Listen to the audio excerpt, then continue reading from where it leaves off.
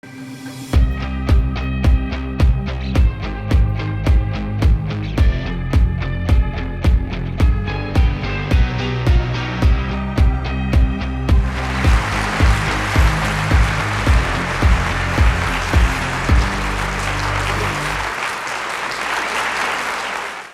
à tous, je vais vous emmener tout de suite, on va partir ensemble, vous allez m'accompagner et on part dans la jungle. Je vous laisse un petit peu imaginer, on va faire travailler votre imagination tout de suite. La jungle amazonienne, végétation hyper dense, il fait chaud, il fait humide, donc on est assez moite. On est en mode survie, on n'a pas beaucoup de nourriture, pas beaucoup d'eau, on galère un petit peu. J'ai la machette.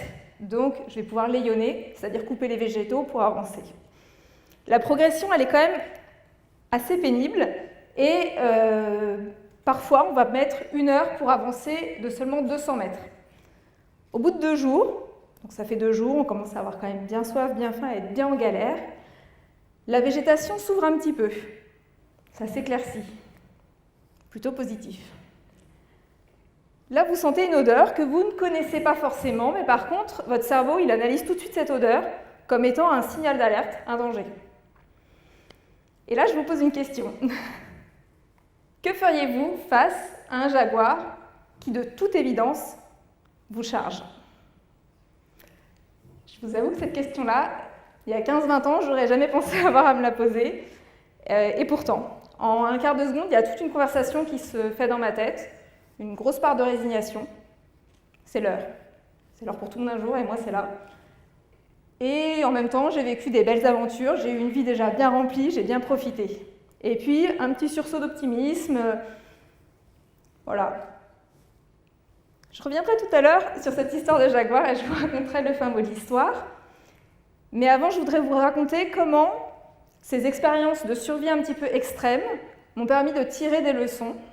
Et je vais aborder 4 notions clés qui, aujourd'hui, me permettent de me sortir de quasiment toutes les situations et de toutes les difficultés.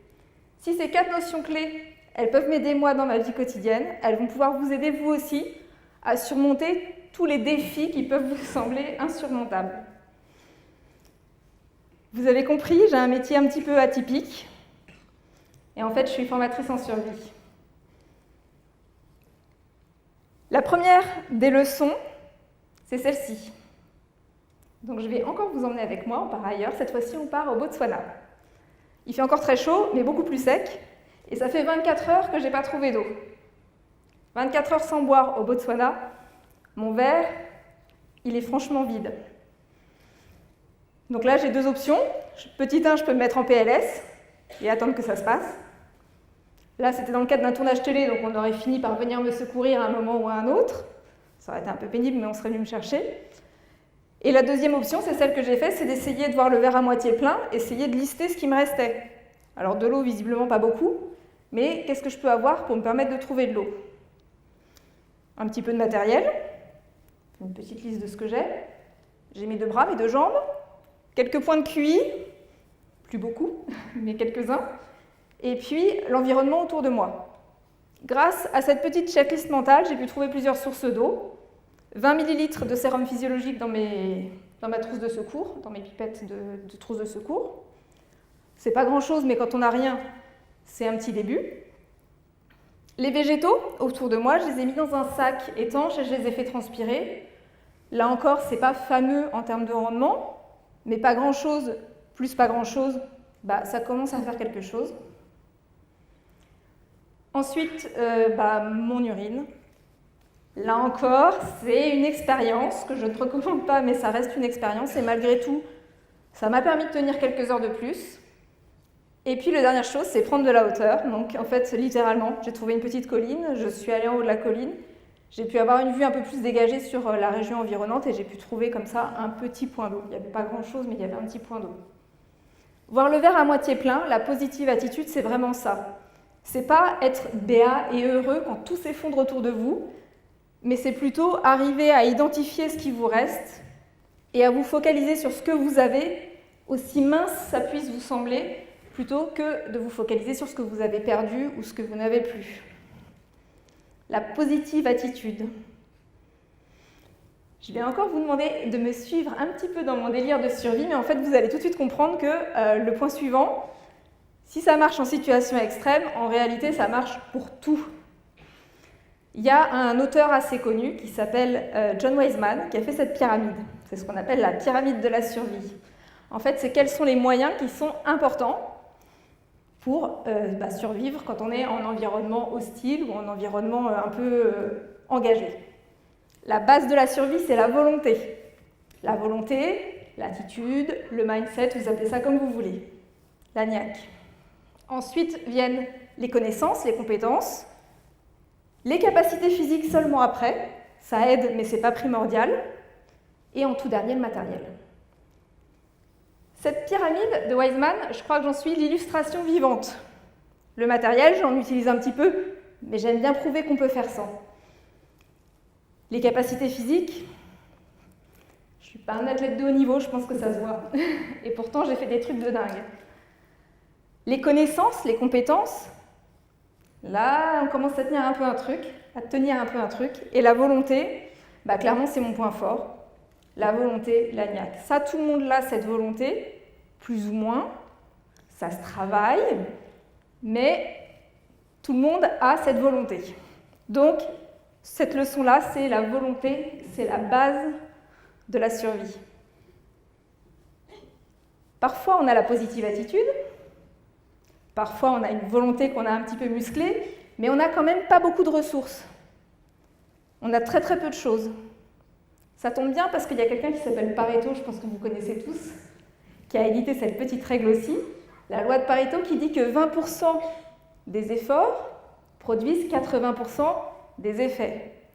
20% de votre matériel va vous apporter 80% de votre confort, 20% du matériel vous apportera 80% de sécurité, 20% de compétences, 80% de résultats. Et la base de la survie, c'est quoi? Parce que dans ces 20%, qu'est-ce qui est le plus important? La base de la survie, vous vous souvenez? La volonté. La volonté, le mindset. Du coup, votre volonté, c'est vos 20% d'efforts qui vont vous offrir les 80% de résultats. Il y a plein de méthodes pour travailler votre mindset, pour développer votre niaque. Et il y en a une qui marche très très bien. C'est ce que j'appelle la formulation positive. Le cerveau humain ne connaît pas la négation. Je vais prendre l'exemple parlant. Si je vous dis « ne pensez pas à un jaguar rose », vous l'avez tous vu. Il faut arriver à formuler les choses positivement parce que le cerveau ne va se focaliser que sur les mots.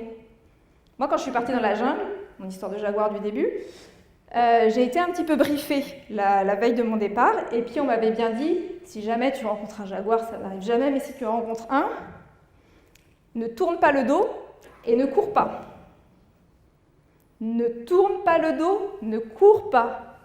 Tourne, cours. Voilà ce que mon cerveau a retenu.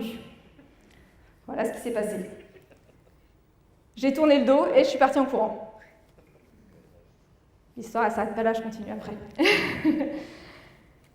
Si on m'avait dit « reste calme et montre au jaguar que tu n'es pas une menace », peut-être que j'aurais agi autrement. L'histoire ne le dit pas, mais peut-être que ça aurait été différent.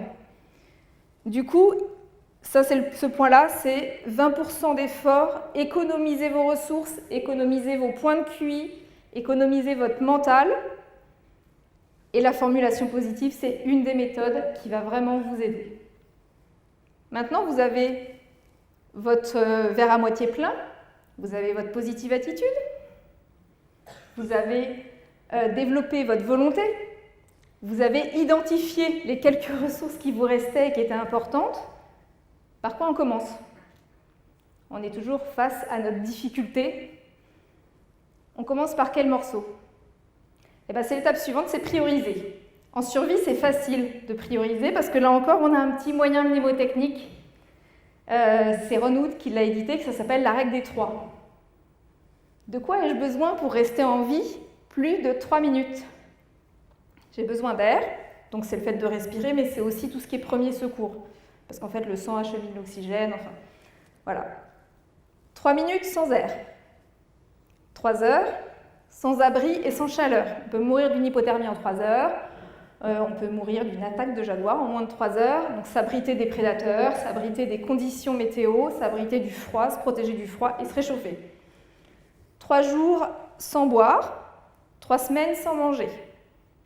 On peut rajouter 3 mois sans hygiène et sans contacts sociaux et 3 secondes sans vigilance. Ça, c'est facile, en survie, on a ce petit moyen mnémotechnique, mais vous, dans votre vie quotidienne, vous êtes face à votre difficulté, vous êtes face à votre challenge. Comment est-ce que vous allez faire? Eh bien, vous allez le découper par petits morceaux et vous allez prioriser ces morceaux. Le plus vital en premier et puis les autres derrière. Une fois que vous aurez attaqué le premier morceau et que vous aurez résolu ce premier problème, tout va vous sembler tellement facile derrière et tout va dérouler finalement tout seul et va être fluide. Apprendre à prioriser. Vous aurez compris, j'ai une expérience du coup qui est un peu particulière et franchement atypique. Et finalement, cette expérience de vie un petit peu extrême, enfin franchement extrême, eh ben, elle s'applique complètement dans votre vie quotidienne. Pour l'histoire du jaguar, ce qui s'est passé, donc le jaguar a chargé, j'ai fait une sorte de dissociation. Mon cerveau était en train de voir ce jaguar qui me croquait la jugulaire. Mon corps, lui, de son côté, était en train de courir aussi vite que je pouvais. Et puis, j'ai eu un espèce de sursaut d'optimisme et je me suis dit que peut-être je pouvais mourir dignement. J'avais une machette dans la main, donc il y avait peut-être un coup à jouer. J'ai fait demi-tour et je me suis retrouvée face au jaguar qui, en fait, s'était déjà stoppé. Il voulait juste, c'était juste une manœuvre d'intimidation, ça a très très bien marché, il m'a très bien intimidée, il n'y a pas de souci. Et donc j'ai reculé, pas très sereinement, et je suis partie rejoindre mon binôme qui était déjà bien loin, lui, avec ma machette. Et comme à chaque fois que je suis soumise à un stress immense, j'ai été prise d'une crise de fou rire, et puis d'un moment d'euphorie totale et absolue. Les 4 notions clés que vous devrez retenir, la positive attitude, pas simplement le fait d'être heureux et joyeux quand tout va mal, mais vraiment identifier ce qui vous reste, identifier les ressources qui vous restent. La volonté, qui est la base de tout, l'envie de réussir, économiser vos ressources et surtout votre mental, vos points de QI, avec entre autres la formulation positive, il y a plein d'autres techniques qui peuvent vous y aider. La priorisation, découper votre problème en petits morceaux et commencer par le plus vital pour ensuite vous attaquer au reste. Juste ces 4 petits messages, ces 4 petites notions face à n'importe quelle difficulté, n'importe quel changement majeur de votre vie, ça va vous permettre de prendre du recul et ça va vous permettre de dédramatiser la situation. En fait, vous allez vous rendre compte que grâce à ça, en fait, toutes les ressources dont vous avez besoin pour arriver à bout de votre problème, toutes les ressources, en fait, elles sont immédiatement disponibles. Parce qu'en fait, vous allez vous rendre compte que depuis le début, et en fait depuis toujours, les ressources, elles sont en vous. Merci.